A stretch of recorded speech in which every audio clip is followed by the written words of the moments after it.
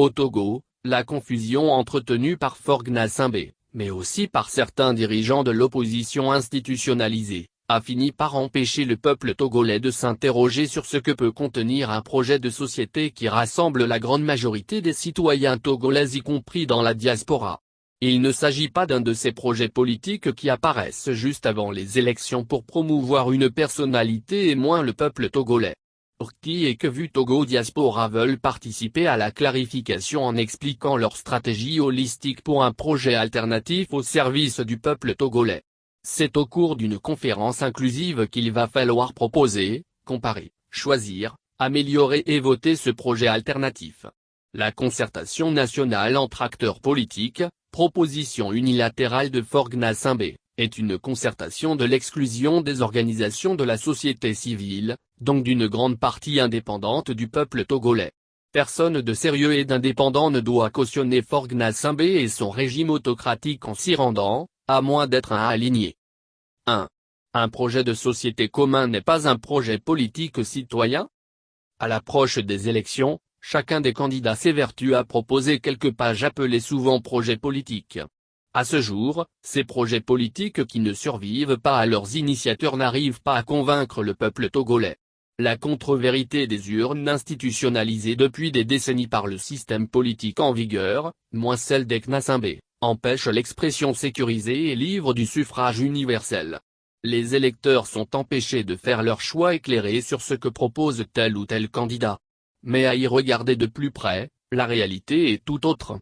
Il s'agit, souvent et en définitive, d'exhorter le citoyen et le citoyen de s'aligner derrière un candidat.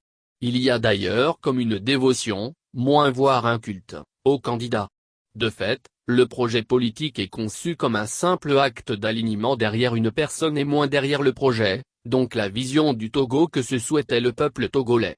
Finalement, il s'agit de transformer une partie du peuple togolais en agneau que l'on mène au mieux à l'impasse, au pire à l'abattoir compte tenu du nombre important des prisonniers politiques, arbitrairement détenus dans les geôles insalubres de Faure Gnassingbé. 2. Se mettre d'accord pour une alternative politique commune au peuple indépendant. Orki et Kevu Togo Diaspora propose une alternative politique au peuple togolais.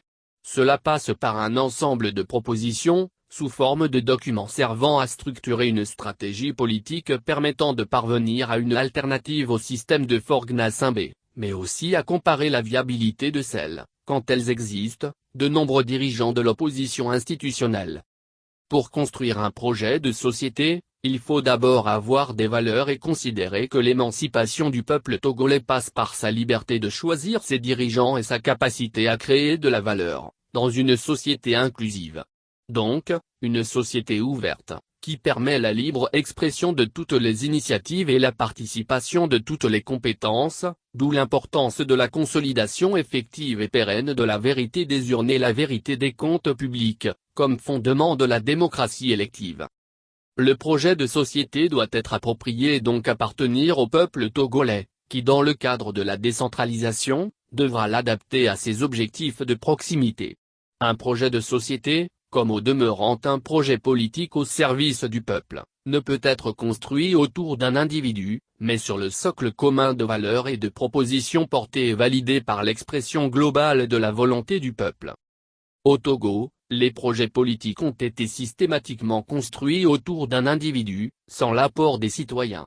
Lorsque certains pensent aujourd'hui réaliser le mélange des genres en suggérant comme solution un projet politique citoyen, proposant que chaque citoyen vienne apporter une idée sans analyse et réflexion, cette contribution risque de n'être qu'un grain de sable qui risque de n'être qu'une sorte d'agrégat informe, dévertébré et sans ligne politique claire.